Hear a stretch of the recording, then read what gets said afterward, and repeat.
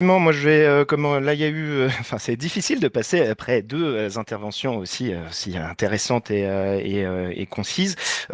Du coup, justement, moi, je vais rebondir peut-être sur le cycle de webinaire, en fait, hein, l'adaptation au changement climatique et voire aux changements globaux, en fait. Agathe avait a bien évoqué la différence finalement entre l'évolution des effets du changement climatique, en fait, qui vont nous impacter, ainsi que d'autres effets qui risquent potentiellement d'impacter aussi nos sociétés. Du coup, le cycle de webinaire s'appelle l'adaptation, enjeux, démarches, données et outils. Et in fine, du coup, je vais vous présenter aussi en quoi le CEREMA accompagne et peut accompagner un certain nombre de démarches du coup qui sont justement pour répondre aux grands enjeux que Agathe finalement a explicité et ainsi que Ludovic a présenté finalement peut-être les difficultés en tant qu'élu, en tant qu'acteur du territoire, etc., à réussir à avancer et aujourd'hui, enfin à avancer, à résoudre certains problèmes. Et du coup, le CEREMA est vraiment au service des territoires, au service des collectivités pour répondre à un certain nombre de problèmes. Du coup, diapo suivante, Clarisse, s'il te plaît. Et on voit un petit carré bleu, donc à voir pour le calage de la présentation.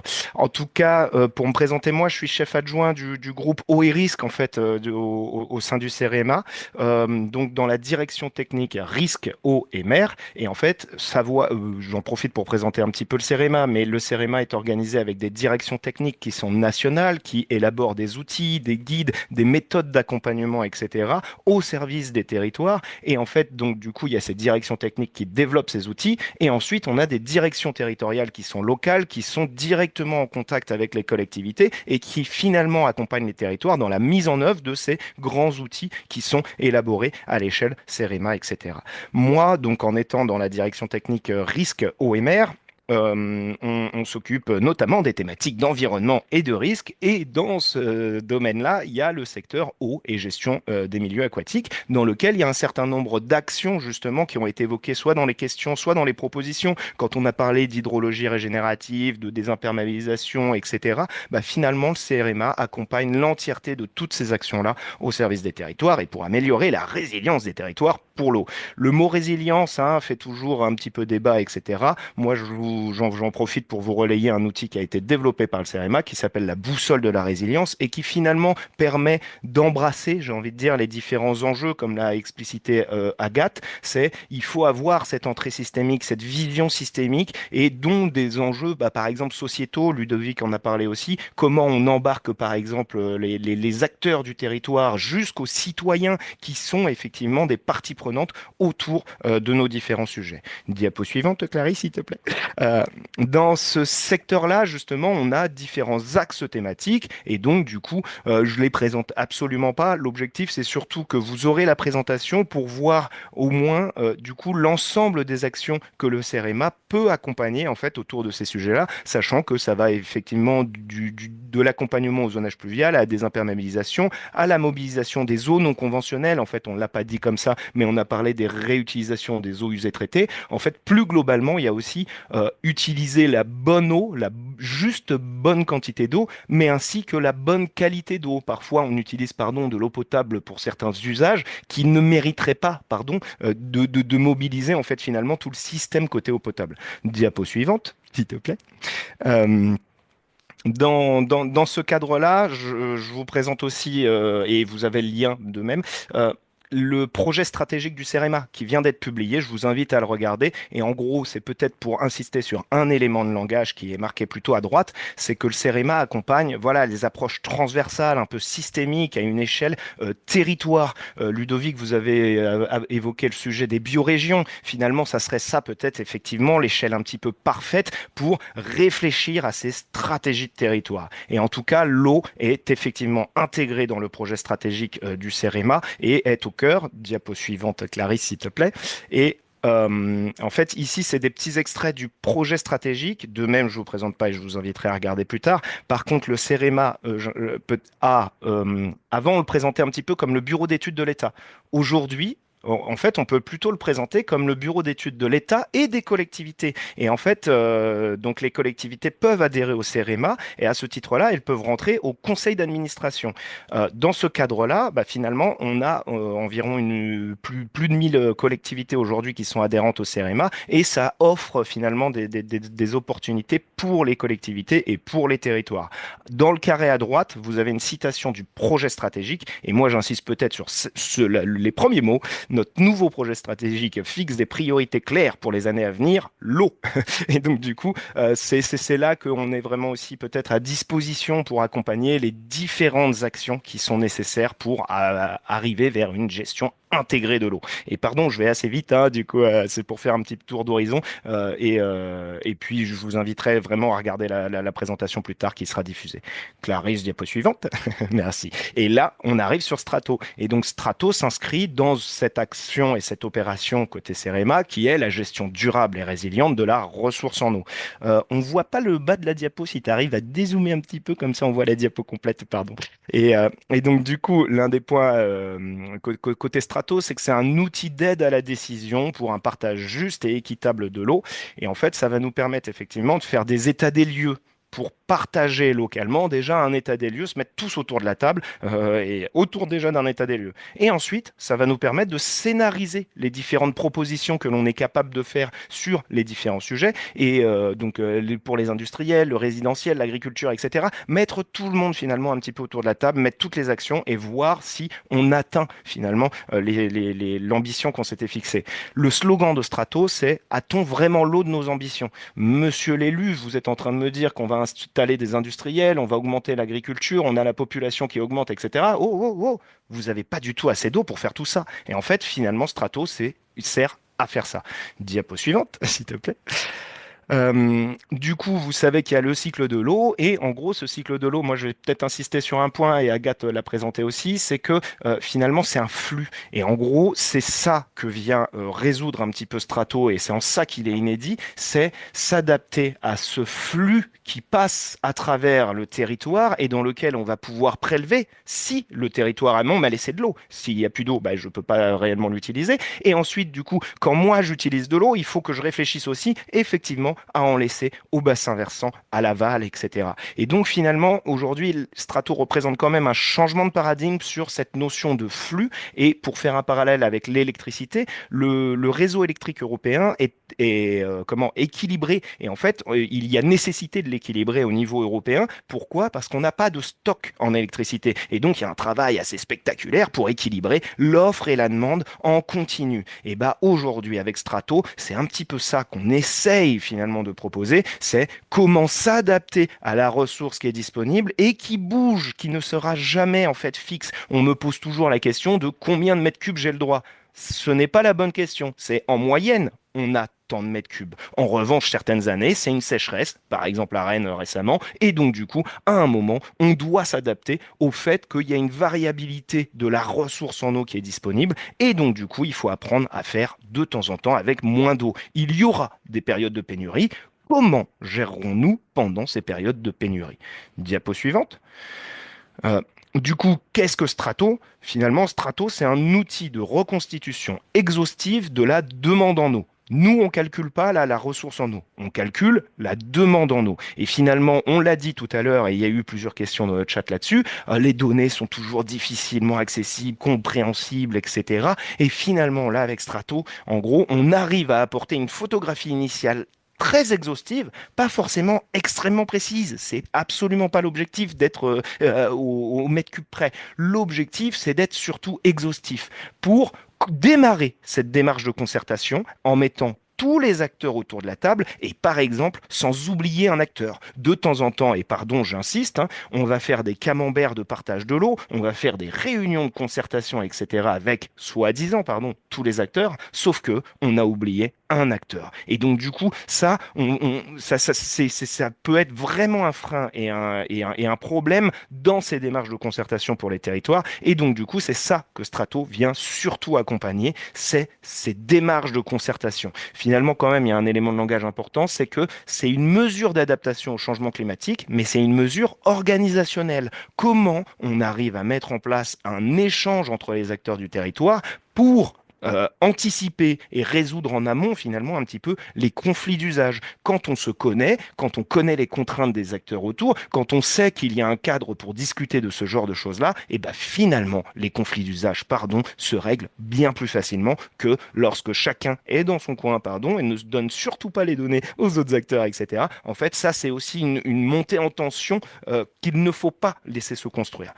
Strato permet aussi, c'est un outil de visualisation parce qu'un élément de langage que j'aime bien moi, c'est on fait un peu de l'IA à la main. On va chercher toutes les données publiques qui sont disponibles, etc. On les met en commun. C'est un outil un peu centralisateur. Finalement, on arrive à voir toute la vision de l'eau aussi. Et donc, du coup, on va chercher en tout cas tellement de bases de données que j'aime bien dire on fait de l'IA à la main parce que nous, on manipule autant de données que l'IA, mais de manière déterministe. C'est bien nous qui avons dit comment on va traiter telle donnée. Il n'y a pas le modèle boîte noire comme il y a dans l'IA. Et ensuite, c'est un outil de scénarisation parce que ça va nous permettre d'anticiper, bah, voilà, de projeter un et si. Et si je fais, si ça, ça. Par exemple, là, le plan haut qui a proposé le moins 10% de prélèvement, oui, c'est intéressant, c'est une orientation forte, etc. Par contre, moi, j'insiste, dans certains territoires, ça, moins 10%, ça ne sera pas suffisant. Il faudra aller plus loin sur certains de ces sujets-là. Et donc, finalement, Strato essaye de vérifier de combien il faudrait réussir à réduire. Diapo suivante, Clarisse, s'il te plaît. Euh, et comment fonctionne Strato? Bah, finalement, on va faire appel à certaines données d'entrée que l'on va croiser avec des données cartographiques. Et en fait, ça va être une des forces de Strato. Justement, on a parlé des données. Les données sont souvent à différentes échelles, etc. Et bah là, dans Strato, finalement, on va avoir capacité à agréger, désagréger les données, à jouer entre les différentes bases de données pour atteindre en tout cas l'information recherchée par la gouvernance locale. Et effectivement, on a parlé des clés, les commissions locales de l'eau. Finalement, Strato vise quand même en première cible ces organes de gouvernance de l'eau qui visent à organiser le partage de l'eau. Et en bas, il y a les petits carrés, en fait, ils sont importants. Comment fonctionne Strato? C'est toujours un déterminant fois une consommation unitaire. C'est relativement simple, mais c'est justement pour être centralisateur de l'ensemble des éléments. Et en gros, on arrive à reconstituer la demande en eau à partir de données hors du monde de l'eau. Et c'est là que Strato apporte par exemple un regard neuf. Si je prends un exemple de déterminant, ça va être par exemple les emplois. Et ben les emplois, ils sont extrêmement bien suivis par Bercy avec du coup une précision assez vraiment rigoureuse. Et donc si à chaque emploi on arrive à associer une consommation unitaire, et bah du coup on arrive à reconstituer de manière approximative la demande en eau. Même si par exemple l'industriel, pardon, je vais vite, hein, mais ne souhaite pas me donner la donnée, et bah on arrive à avoir une photographie initiale approximative. Ça, c'est extrêmement intéressant et ça redonne du pouvoir aussi aux collectivités en charge du partage de l'eau. Voilà, diapo suivante, s'il te plaît. Euh, Ici, c'est pour présenter le vocabulaire. En fait, dans le monde de l'eau, on l'a dit, c'est extrêmement complexe finalement. Et en fait, pardon, je vais insister sur une phrase, certains conflits d'usage sont générés juste parce que les acteurs ne se comprennent pas. Ils n'arrivent pas à échanger, ils n'arrivent pas à se comprendre. Et finalement, l'entièreté de la rigueur conceptuelle du monde de l'eau est directement intégrée dans Strato, ce qui va permettre de faciliter, disons, la résorption des conflits d'usage, etc. Diapo suivante, s'il te plaît, Clarisse. La diapo suivante, c'est pour vous faire peur. C'est pas du tout pour regarder, détailler, mais c'est pour montrer, ça c'est juste pour l'agriculture, l'ensemble des petits éléments de toute la chaîne conceptuelle qu'il faut en réalité quand même avoir capacité un peu à réfléchir de temps en temps pour être capable d'avoir un partage de l'eau, disons, globalement juste et équitable. Si je prends un exemple là très précis, tout à droite de la diapo, vous avez l'inefficience en fait en agriculture. Par exemple, ça va être ça qu'on va essayer de réduire avec la micro-irrigation. Quand on met en place de la micro-irrigation, finalement, on arrive toujours à répondre aux mêmes besoins en termes de besoins d'irrigation pour la plante. Ça, c'est la cible. C'est ce qu'on cherche à faire pour la plante et pour l'agriculture.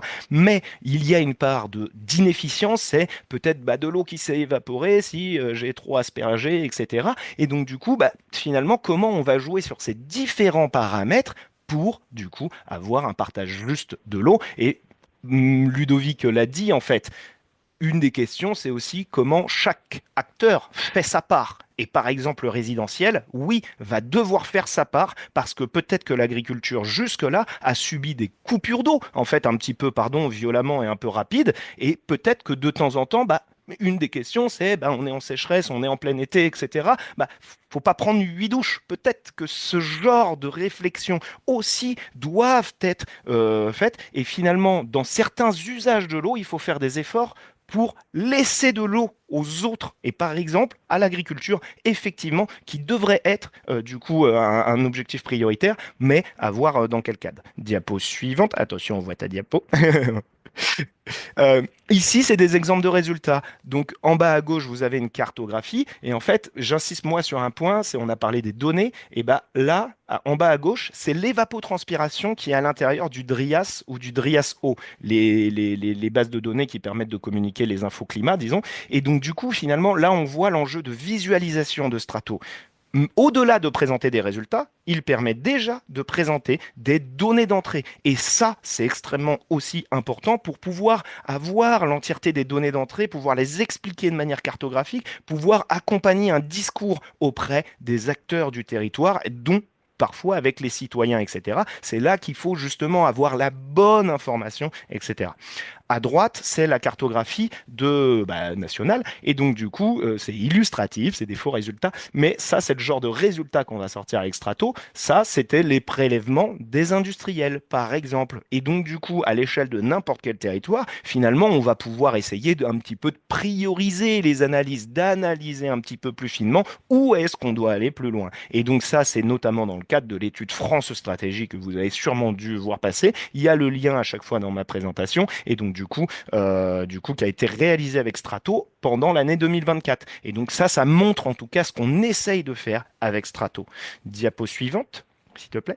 Ici, c'est des exemples en histogramme. On peut évidemment représenter du coup les différentes formes finalement de résultats. Et le point important, c'est on l'a montré avant avec les cartographies, c'est la demande en eau territorialisée, donc à l'échelle cartographique et montrer où se concentrent peut-être certaines demandes en eau par secteur, mais l'entièreté de tout le découpage, en fait, finalement, on va l'avoir très finement et du coup, ça, c'est extrêmement intéressant de pouvoir prioriser, même à l'intérieur d'un même secteur, du coup, les différents usages de l'eau. Est-ce que je favorise peut-être la centrale à charbon ou la centrale nucléaire? Pardon, mais voilà, pour mettre un peu les pieds dans le plat. Et du coup, derrière, de mensualiser. Ça va être vraiment un point extrêmement important. Les données annuelles ne permettent pas de définir un partage juste et équitable de l'eau. On va le voir. Du coup, diapo suivante, s'il te plaît. Ici, ça va être pour le côté interactif, c'est ce que je vous disais sur la centrale à charbon. Ici, j'avais posé ma souris sur les centrales électriques, le gros carré gris. Et donc, quand je mets ma souris sur le gros carré gris, ça va me donner le détail à l'intérieur. Bref, on va pouvoir jouer avec tous ces affichages, etc. Et pour, encore une fois, avoir la bonne information à présenter à un organe de concertation tous ensemble autour de la table. Diapo suivante.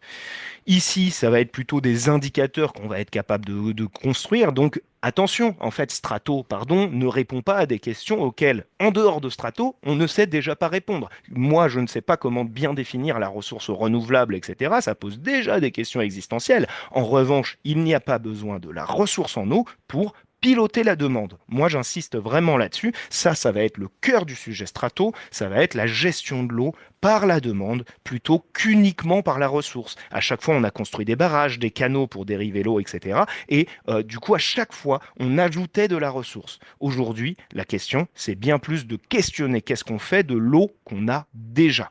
Diapo suivante, s'il te plaît. Ici, c'est l'étude France Stratégie. Ça, c'est le genre d'hypothèses qui ont été intégrées à l'intérieur des trois grands scénarios. En fait, c'est les trois colonnes. Et moi, j'insiste peut-être sur un point. Il n'y a pas de données qu'aujourd'hui, je considère qu'on ne pourrait pas traiter à l'intérieur de Strato. On peut tout traiter. Et finalement, ce qui est intéressant, c'est plutôt que Strato replace la discussion au bon endroit. Avez-vous des données? Que voulez-vous en faire? etc. Est-ce que Strato peut le traiter? Oui, ça, c'est pas vraiment la question. La question, c'est beaucoup plus, est-ce que les données sont réellement disponibles et que veut-on en faire? Derrière, de l'intégrer dans Strato, et ben finalement, ça passera. Dans un exemple quand même de données qu'on n'arrive pas à intégrer, les agriculteurs regardent la météo. C'est-à-dire que demain, il pleut, il devait irriguer aujourd'hui, et du coup, parce qu'il sait qu'il pleut demain, il irrigue pas. Ça va être le genre de dynamique qu'on ne sait pas intégrer, sachant que si on arrivait à l'intégrer, à le définir en dehors de Strato, on pourrait l'intégrer dans Strato.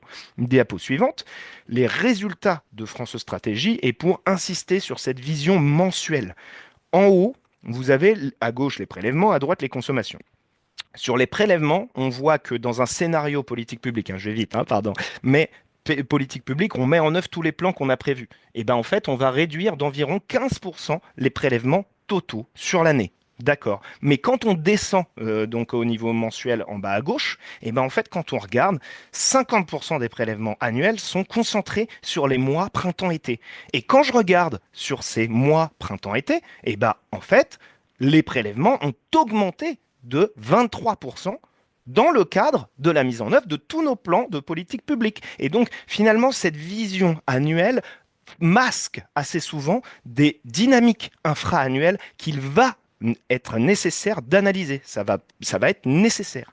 À droite, sur les consommations, plutôt au niveau annuel, un des mots que je vous invite vraiment à retenir, même dans le scénario de rupture, même dans le scénario de rupture qui est particulièrement ambitieux, la consommation d'eau augmente de 9% à l'échelle annuelle. Et en fait, même dans un scénario extrêmement ambitieux en termes d'action, la consommation continue d'augmenter. Donc, il va falloir faire des efforts encore plus importants sûrement que certains de ces sujets-là. Et ça va nous poser question. Je prends quand même, je rebondis sur Ludovic qui a évoqué le projet Ecodo qui visait à réduire de moins 18% certaines consommations d'eau, enfin l'utilisation de l'eau des ménages, du coup. Dans le scénario de rupture ici, on a pris moins 40%. Et donc, du coup, ça montre peut-être l'ambition qui est derrière ce scénario de rupture et que même ce scénario de rupture est insuffisant. Ça repose des questions sur notre gestion de l'eau actuelle. Voilà. Diapo suivante, s'il te plaît, Clarisse, pardon. Ici, c'est aussi le positionnement de Strato à l'international. Et donc, comparé aux autres outils de GIR, de gestion intégrée de la ressource en eau, et ben, du coup, Strato apporte une chose importante, c'est de mieux modéliser la demande en eau, de mieux la scénariser, essayer de jouer avec les scénarios. Et si je fais ça, qu'est-ce qui se passe? Et donc du coup, il y a aussi une notion bottom-up, c'est-à-dire de travailler avec les territoires vis-à-vis des données qu'ils ont eux dans les territoires, et du coup d'accompagner finalement réellement cette concertation autour du partage de l'eau. Diapo suivante, s'il te plaît. Et là, on en arrive à la conclusion. Je vous ai dit que Strato, c'est un outil de reconstitution exhaustive des demandes en eau. Il sert à faire de la concertation, il fait de la visualisation des données, dont des données d'entrée. Il permet de faire de la scénarisation. À ce titre-là, il vise encore une fois à répondre à la question, a-t-on vraiment l'eau de nos ambitions? Et en fait, à certains moments, il est certain que non. Des fois, pendant l'été, il n'y aura pas assez d'eau, point. Et il va falloir aussi se préparer à des sécheresses et à des sécheresses multiples. Ça, c'est peut-être l'un des gros manques que l'on a aujourd'hui dans nos politiques de l'eau, c'est que l'on n'a pas de stratégie de gestion du risque sécheresse, comme on a des stratégies de gestion du risque inondation. On va devoir avancer dans la mise en œuvre de ce genre de choses-là. Et donc, du coup, en bas, en bleu, finalement, c'est un peu les grands éléments de langage de Strato. Et donc, une gestion de l'eau par la demande plutôt qu'uniquement par la ressource. Ça redonne du pouvoir aux collectivités. Et donc, du coup, pour animer cette discussion de concertation et de partage de l'eau, on fait bien appel aux sciences humaines et sociales et aux sciences politiques. C'est bien ces dimensions-là qui sont peut-être plus importantes encore que les volets uniquement techniques. Et aujourd'hui, peut-être une des propositions côté CEREMA, c'est justement de partager les hypothèses et les scénarios qui ont été pris par France Stratégie et finalement, qu'est-ce que France Stratégie a retenu chez vous? Et du coup, derrière, ça permet déjà d'animer cette discussion, d'avoir une proposition initiale et d'initier ces discussions. Et donc, comme je l'ai dit, les cours d'eau respirent, la ressource en eau est variable chaque année, etc. Et il va falloir réussir à s'adapter à ces fluctuations. Aujourd'hui, nos politiques ne sont pas forcément calées pour répondre à ces fluctuations. La question n'est pas comment je partage mes 500 millions de mètres cubes. Peut-être qu'il y a cette question-là en moyenne, oui, mais il va falloir apprendre à discuter de comment on partage quand on n'en a que 400, que 300, que 200. Comment on priorise les usages, comme l'a dit Monsieur Brossard, et côté Sage-Vilaine. Et du coup, diapo suivante, s'il te plaît, Clarisse. Et donc, je vous invite à vous rapprocher de vos directions territoriales. Finalement, ici, vous avez la carte des implantations CEREMA, et donc, du coup, qui peuvent encore une fois vous accompagner sur ces démarches de partage de l'eau, avec notamment l'outil Strato, etc., mais aussi dans toute autre démarche. On parlait de désimperméabilisation, toutes les actions finalement de gestion intégrée et de stratégie de territoire. Et diapo suivante, je crois que c'est le merci de votre attention. Merci et aux questions. Merci beaucoup, Bilal. Alors, on va prendre quelques questions. Tout d'abord, pour quel public Strato est-il disponible? Est-il accessible uniquement aux adhérents du CEREMA ou est-il aussi accessible aux non-adhérents? Et puis, des résultats sont-ils déjà publiés? Ça, c'est l'étude France Stratégie, mais peut-être y en a-t-il d'autres. Voilà, deux premières questions. Oui, alors du coup sur l'accessibilité, justement, aujourd'hui Strato, ça reste un outil un petit peu d'expertise et donc du coup, on peut, en fait, il est presque trop puissant, c'est-à-dire qu'on peut tout, in fine, manipuler. Et donc, non, ce n'est pas un outil librement accessible sur Internet, etc. Et c'est pas forcément la vocation. On verra un jour si ça avance sur certains de ces sujets-là. C'est pas limité aux adhérents, mais du coup, finalement, vu que c'est un outil d'expertise et de mise en place de concertation, et ben finalement, ça, c'est un accompagnement du CEREMA avec du temps d'agent CEREMA. Et finalement, souvent, c'est une prestation que le CEREMA fait pour un territoire, mais c'est notamment pour le temps d'agent qu'il y a derrière. Et pour les résultats effectivement disponibles, il y a l'étude France Stratégique, et je réitère, qui a été faite notamment avec Strato, et donc du coup qui montre finalement les réflexions qu'on essaye d'avoir. Et aujourd'hui, on a des dizaines d'études finalement en France avec des territoires, que ça soit à Nantes Métropole, là on vient de finir l'étude, dans l'Allier, sur Volvic, etc. On a avec EDF, avec VNF, en fait, on a des actions qui se lancent du coup, des études, et donc du coup, les résultats, là, ça serait surtout peut-être l'étude de Nantes Métropole qui vient de sortir et qui sera publiée sûrement dans les semaines qui arrivent. Alors peut-être on continue et après on prendra plus une ou deux questions de fond, mais peut-être sur l'aspect accès à Strato. Une question de Karine Félix. Quelle durée faut-il prévoir sur la déclinaison de Strato sur un territoire de 3500 km²? Après, effectivement, il y a des questions de budget, mais on va peut-être pas y répondre parce que tout dépend effectivement de la complexité. Mais si Madame Félix, vous êtes intéressée, vous pouvez peut-être envoyer dans le chat en privé votre adresse email à Bilal, qui pourra ensuite faire un suivi de votre question. Mais globalement, quelle durée pour faire une étude Starato? Et, hmm. Et c'est là que je réinsiste sur le fait que finalement l'ambition d'une étude strato dépend du temps de concertation qu'on y met aussi. En fait, on peut aller très rapidement pour produire finalement cette photographie initiale, reconstitution exhaustive de la demande en eau, mais qui n'est pas exacte. C'est pas l'objectif d'ailleurs d'être exact, ça apporte un regard neuf. Ça peut aller extrêmement vite. Néanmoins, ça mérite d'être un peu critiqué par la connaissance du territoire. Tiens, attention, là on a mis la centrale nucléaire à tel endroit, est-ce qu'il y aura vraiment une centrale nucléaire? Est-ce que je veux le prendre en compte ou pas, etc. Et donc du coup, derrière, j'insiste sur la différence entre l'outil Strato et la démarche de concertation Strato en fait. Et donc du coup, l'outil finalement, bah voilà, côté CRMA, on arrive à produire des résultats suffisamment rapidement. Néanmoins, prendre le temps de concertation, à mettre tous les acteurs autour de la table, à récupérer les données des différents acteurs pour les implémenter dans Strato, etc. Et bah du coup, tout ça, ça va être du temps. Et en fait, l'ambition se cale génère du temps d'agent et finalement le coût potentiel d'une étude est impacté par ça. Et pardon, j'insiste, en fait, on pourrait faire une étude strato pendant 1 million d'années. Je vais chercher tous les compteurs presque des individus, en fait, hein, tous les compteurs individuels. On pourrait les rentrer à l'intérieur de strato pour être extrêmement précis. C'est pas forcément l'objectif. Quand on fait des calculs en ordre de grandeur, etc., bah, finalement, on arrive à tirer des conclusions politiques. C'est ce que je disais pour les 9%. Même dans le scénario de rupture, la consommation d'eau augmente. Mais justement, sur la partie données, Bilal, est-ce que tu peux un peu revenir dessus? Il y a plusieurs questions de Patrice Guillaumard. Vos acteurs connaissent-ils précisément leur consommation et leurs réels besoins?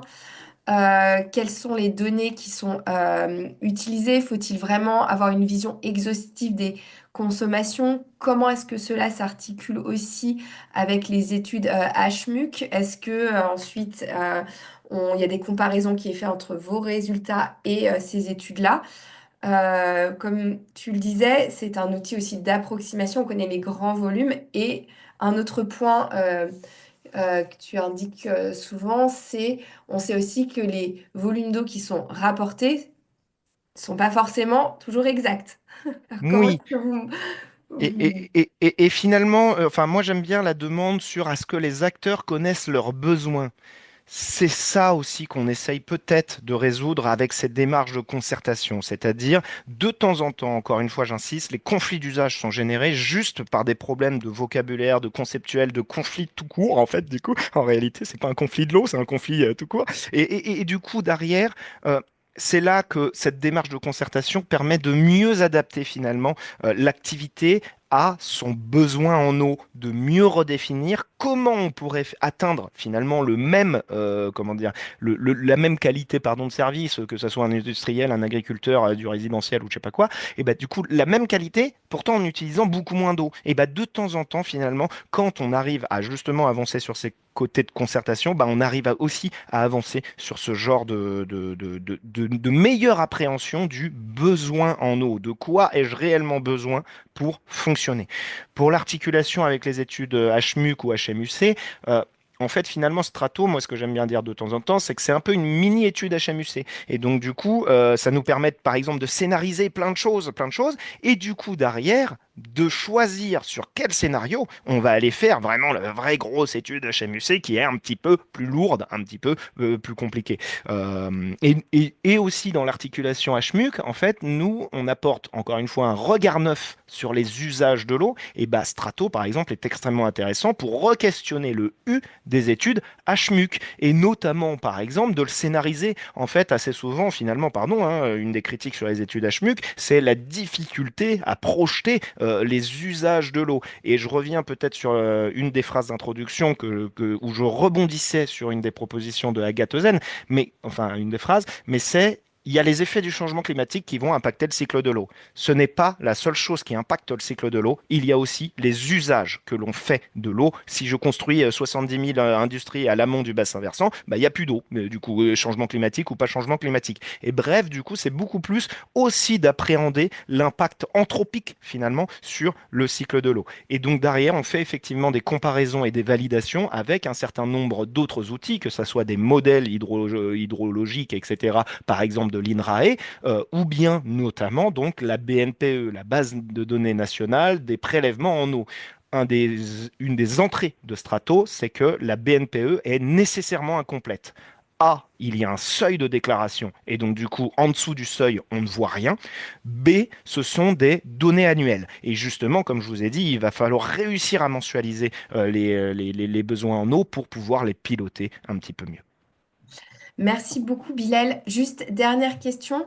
Est-ce qu'il y a en région des correspondants Strato qui contacter si on est intéressé? Oui, et le point important, c'est que, justement, c'est de vous rapprocher de la direction territoriale de votre territoire, en fait. Cette direction territoriale est la référente pour tous les contacts et tous les accompagnements que vous souhaiteriez avoir, sachant que vous pouvez adhérer au CEREMA si vous ne l'êtes pas, vous pouvez aussi faire des prestations ou comment dire, solliciter le CEREMA, en fait, en dehors de l'adhésion, etc. Et donc, du coup, oui, dans chacune des déterres, aujourd'hui, il y a des référents Strato, justement, que je suis en train de former aujourd'hui et pour déployer massivement Strato. Par exemple, quand même, hein, il y a les COP régionales qui sont organisées par le SGPE, enfin, à côté planification écologique. Et en gros, là, on était en train d'envisager, en tout cas, de passer dans ces COP régionales aussi pour une publicité un petit peu Strato. Et a priori, il sera recommandé justement par le SGPE à ces occasions.